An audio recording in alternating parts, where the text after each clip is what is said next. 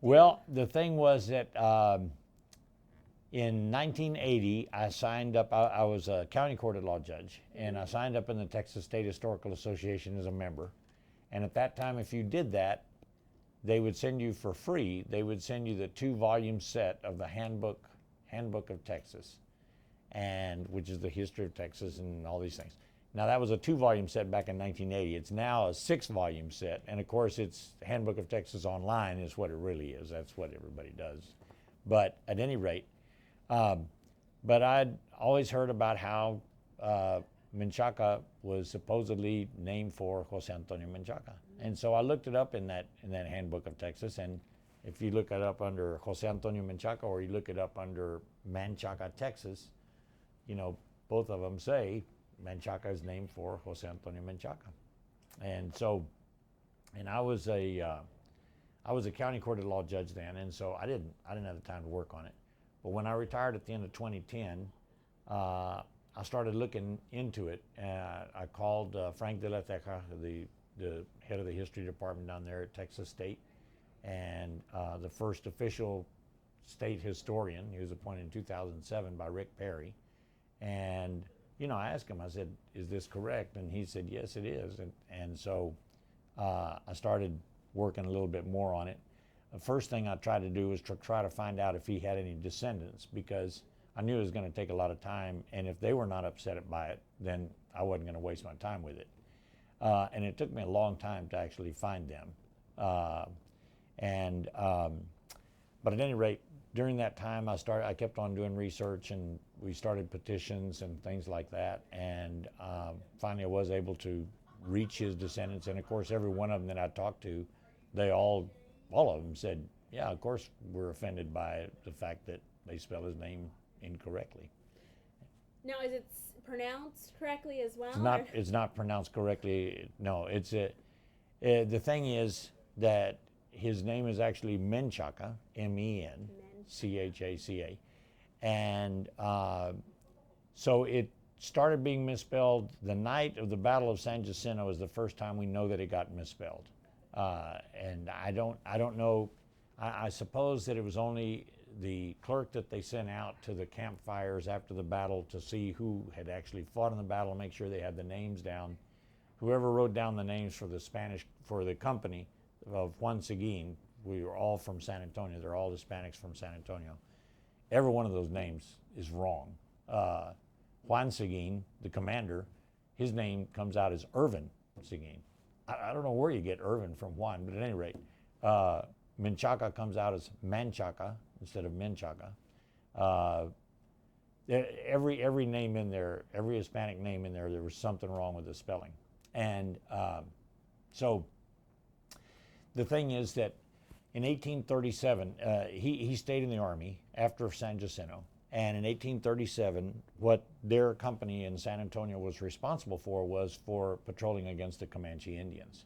And in doing that, they would come up the old Indian trails looking to see, well, are the Comanche coming or are they not, And in doing so, they would always camp at a spring in South Travis County, which is almost in Hays County. And we don't know if they came up once or if they came up several times. If they only came up once, then he must have made a great impression, because it's the Anglos living along the Colorado River in 1837, and we don't know. There's anywhere from 4 to 18 families that we've heard about. We don't know exactly how many were here by 1837, but it'd be like 4 to 18. They're the ones that started calling that place Menchaca Springs, because he was the captain in charge of the outfit, and they named it for him. Had somebody lived out there, they would have named it for that family. Like they named Barton Springs for William Barton, who bought the springs, and he's the first settler out there. So, any rate, it was way too dangerous to live out there. And so the people along the Colorado, they started calling that place Menchaca Springs. Now, they thought that he spelled his name M-A-N. And if I tell you in English, my name is Antonio Menchaca, well, that first syllable, it could be M-A, or it could be M-U, could be M-E. I mean, it's very hard to tell. So that's an honest mistake. So really, it's been misspelled for 181 years is basically the situation. Now, what happens is that after independence, and particularly after we got annexed to the Union, we get a lot of people coming in here from the east into Texas, and many of them, most of them, the predominant majority were from slave states, and including Louisiana. And a lot of those people, when they would meet anybody named Menchaca, whether it's our Menchaca or the Menchacas in Nacogdoches, or a captain in Piedras Negras over there across the river from Eagle Pass that fought a battle in 1855 against an invasion of Mexico.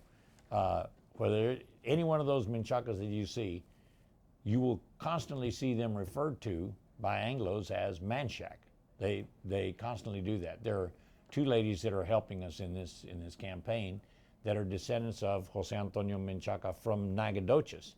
And he was actually born in 1796. Some people say 1797, but at any rate, he's about 3 or 4 years older than our guy, but he has the same name, Jose Antonio Menchaca. And historians a lot of times have gotten confused the events. They've confused the actions of one with the actions of the other. And so we've had to go through and disentangle those threads, which we've done. But at any rate, that family was named Menchaca. Well, everybody there in Nacogdoches, all these newcomers that would come into Nacogdoches, they called him Manchaca. And they kept on doing it time and time again to where the name starts changing in the voting rolls. It's originally Menchaca, and then starting in about the 1850s, it changed to Manchaca, M-A-N-C-H-A-C-A, and then they start calling him Manchaca, and to the point to where one of these ladies, their father, when he signed up to go to war in World War II, he just changed his name to, he just cut off the last A, and he made it Manchaca. And so now, today, their family name is Manchaca, and it's M-A-N-C-H-A-C-K. That's the way they spell it, because of the fact that so many people called him that. And the other thing is that, so, you know, you do have that problem in terms of it being mispronounced. So to a certain extent, it's sort of like we say Guadalupe. You know, nobody says Guadalupe, you know, but if you just say Guadalupe, you're just cutting off the last syllable, the last vowel, and that's the same thing they do with, by saying Manchaca. But of course, the problem with that is it's clearly a 3-syllable word, whether you're talking about English grammar or Spanish grammar rules. Spelling it Manchaca, I mean, it's got 3 vowels in it. You should be making 3 sounds with your voice. If it's correct to say Manchaca for Menchaca, well, then the state north of us ought to be Oklahoma, and further north ought to be South Dakota, and North Dakota. Louisiana, Arizona, Nevada, California, Virginia, Florida. I mean, it's just, now North Carolina, South Carolina. I mean, it's just not right. And so, yeah. And so, okay, so what, because I obviously was online and I was looking at some of the commentary on it. Yeah. On this, Manchaca Onion Creek Historical Association says that it's after that Manchaca, M-A-N, springs that's listed on maps. Is that what you're saying? That's where they kind of got it wrong? Yes, that's what happened. Because they also were saying there's no listing of Jose Antonio Menchaca being here. Right. There's no document that says that he came there. The thing that we're relying upon is that the people of Menchaca have always said that it's named for him. So if you look at the names of most places, if you're lucky enough to get a birth certificate, like the city of Austin, the city of Houston, the city of San Antonio, all 3 of those cities are named by the Republic of Texas Congress. They decided to build Austin here, they named Austin. They decided to name a place for Houston, they named Houston. They decided to take the name of Bear, B-E-X-A-R, that San Antonio was. They decided to change it to San Antonio. And so you've got a birth certificate for them. But a lot of geographical locations are not named by people. For instance, Barton Springs. Barton Springs was not named by the state of Texas. Barton Springs was not named by the city of Austin. Barton Springs was called that by the people of Austin. That's what they started calling it. And it's just like Menchaca Springs. It's the people that lived along the Colorado River that started calling it Menchaca Springs for him. And Now, a lot of people thought that it was Manchaca. You know, a lot of people started calling him Manchaca, but it's because of him, not because of the bayou in Louisiana. There's 3 waterways in Louisiana that are named Manchaca. Manchaca is a Choctaw Indian word, means rear entrance, and there's 3 waterways there that are named by that name, Manchaca. And one of them is Manchaca Bend of the Mississippi River, which is south of Baton Rouge. Just think of how much water is coursing through there. Then there's an outlet stream from the Mississippi River called Bayou Manchaca, or Manchaca Bayou, which goes all the way over towards Lake Maurepas. And then from Lake Maurepas, that empties into Lake Pontchartrain, and the connecting stream there is called Manchaca Pass. It's a huge amount of water. So I guess in a sentence or two, what would be your response to like the Onion Creek Historical saying, well, there's no document of Jose Antonio being here. That's correct. And there is no document. Spring. Right. Like, what would you say to them? Well, the answer that I've got to them is their forefathers in Menchaca from the 1800s on have said it's named for Jose Antonio Menchaca. So either their forefathers were right, or they, with their new theory that they came up with in 2012, they're correct. Now, if you look at rules of historical analysis, you've got to go with the guys from the 1800s. They're the ones that you're going to go with because they're closer in time. For instance, from an historian's point of view, if you look, for instance, in the New Testament, you have Matthew, Mark, Luke, and John. Okay, Mark is written first. Mark is written around 60 AD, about 30 years after the crucifixion. Now, then you get Matthew and Luke, and then you get John written 120 AD, 60 years later. So from an historian's point of view, an historian would mainly put more credence in Mark because of the fact that it's written closer in time to when Jesus lived. Whereas John is written 120 years or 90 years after Jesus. It's probably not as credible historically. Now, theologically, it may be that John is the better thing, But in terms of historically, if you see contradictions between Mark, written in 60, and John, written in 120, the historical analysis would favor, all other things being equal, would favor John. So this is the thing. Either their forefathers were correct, that it's named for Menchaca, or they're not. Now, Edna Turley Carpenter, who grew up in Menchaca, who was the school teacher in Menchaca, she wrote a book in 1960. It's actually her son-in-law wrote the book, and it was her memories of Menchaca, and it's Tales from the Manchaca Hills. That's the way it's titled. And she says in there, it's named for Menchaca. When the railroad came through in 1880, they named the town for Menchaca, and they did it to honor him. They didn't name it for Manchaca. They said, we're going to name it for Menchaca. They had a chance. They could have continued on with Manchaca, but they did not. They said, we're going to name it for Menchaca. And so she says in the book that it's named for him. She also, she is the daughter of James Monroe Turley. Turley was the stable master at Manchaca Springs. That's where she got the information from. So it's the old timers back there, they're the ones that are saying it's named for Jose Antonio Menchaca. So either they were correct or they're wrong. In 1936, the outlying districts around Austin, the outlying schools, they didn't have enough money individually to do an annual, but together they did. And so in 1936, they published a deal called the Defender. And in that Defender, each town and each school gets to talk about the history of their community and their schools. Some of them took advantage of it, some of them didn't. Like Manor has there were a lot of people in Manor, and so Manor has 2 or 3 pages of stuff. Menchaca has like 2 pages. Pflugerville has 2 pages or something. At any rate, in that deal, the people in Menchaca say it's named for Jose Antonio Menchaca. That's what they say. Now, they do spell his name M-A-N, but they still say it's named for Colonel Jose Antonio Menchaca from San Antonio. So, now, this is one thing. They get wrong the detail about when he was there. They say that he was there during Reconstruction. Well, Jose Antonio Menchaca was born in January of 1800. The Civil War ended in 1865, so he would have been 65 years old. He's not there then. And in the archives, it shows that he started in Juan Seguin's regiment, in his company, in either January or February of 1836. We don't know exactly which month because in the archives it says February of 1836, but we have 2 Mexican prisoners that are interviewed in May of 1836, and they say that they were arrested in January of 1836 in San Antonio by Captain Menchaca. That's what they say. And so it may have been that he was already in January, but regardless of that, he goes in 1836.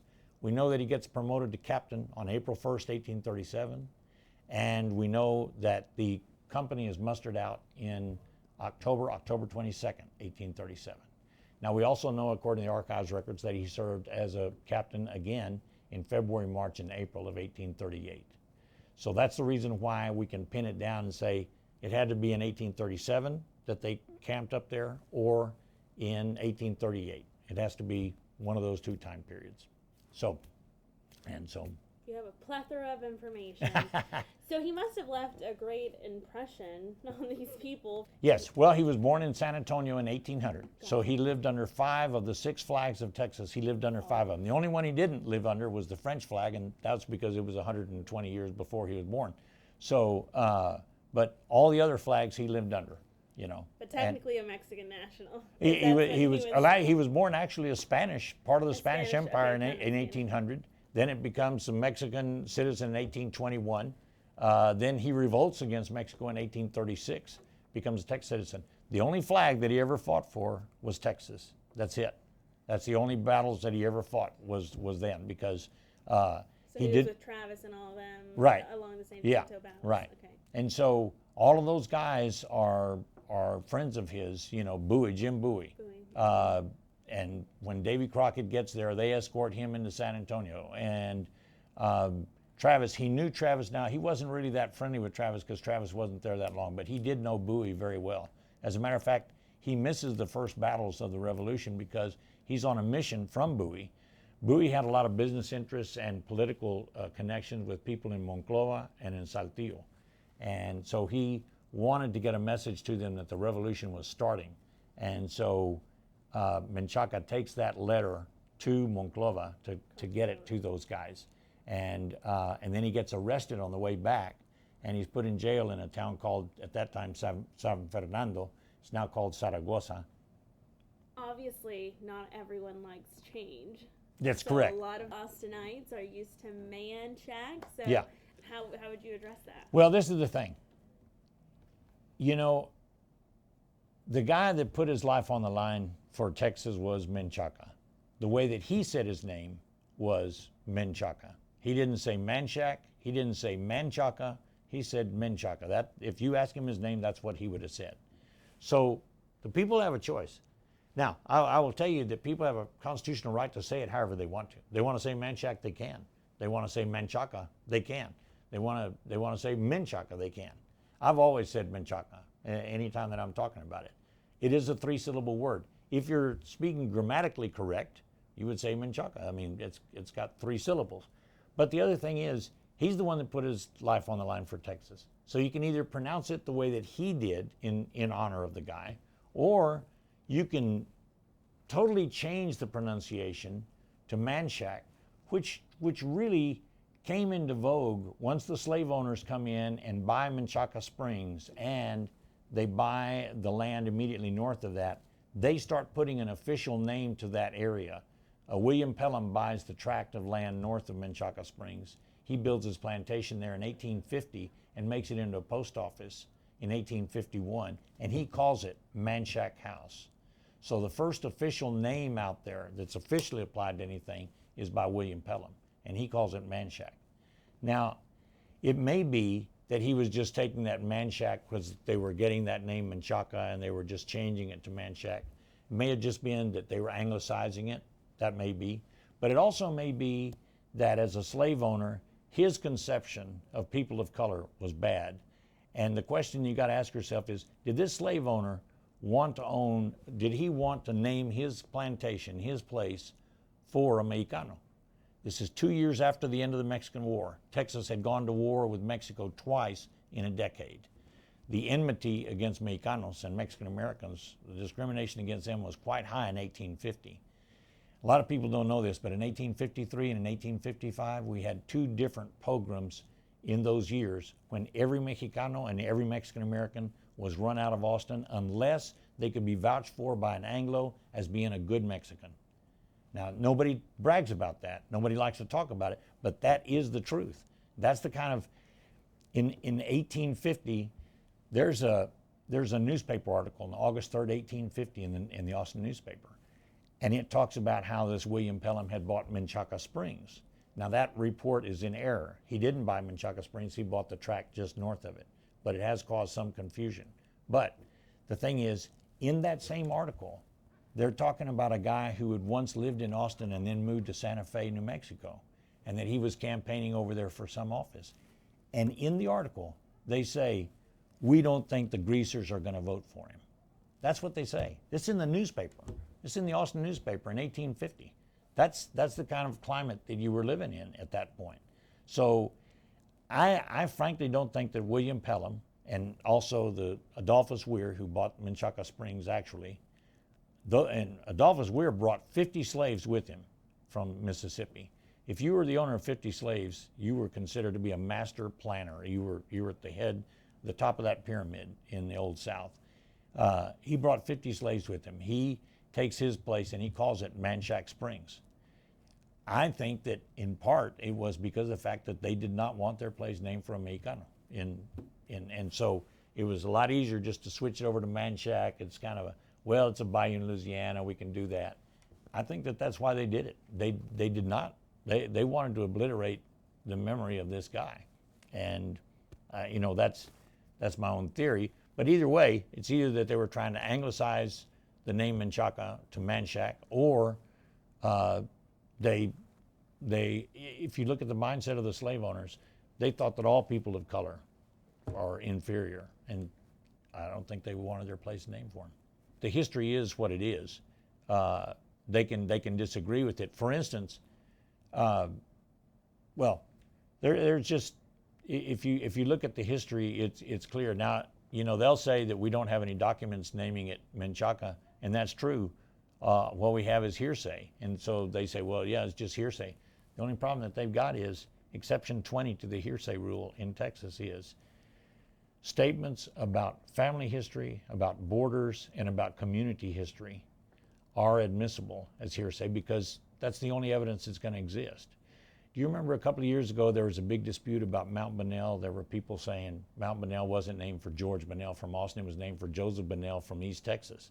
He graduated from West Point. Well, the thing is, the only evidence we're going to have on that is hearsay by definition.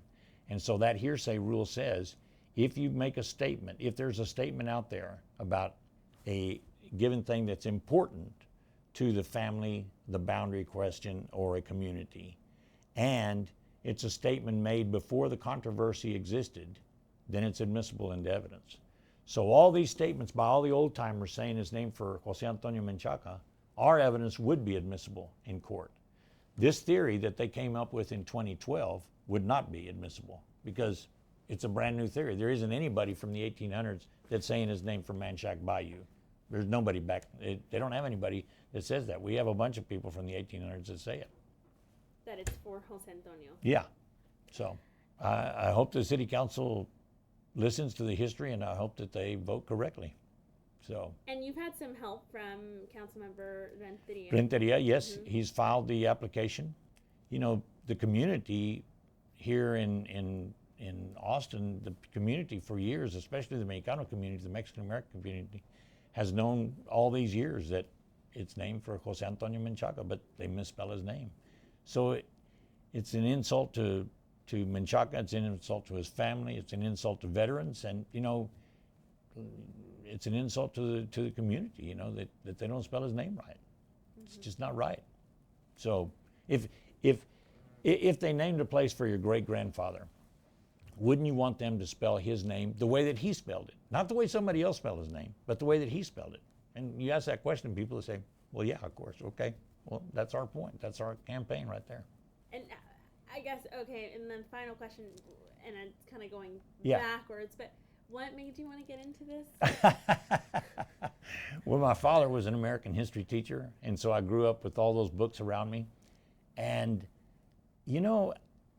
it's just wrong. It's wrong. This guy, he put himself on the line for Texas.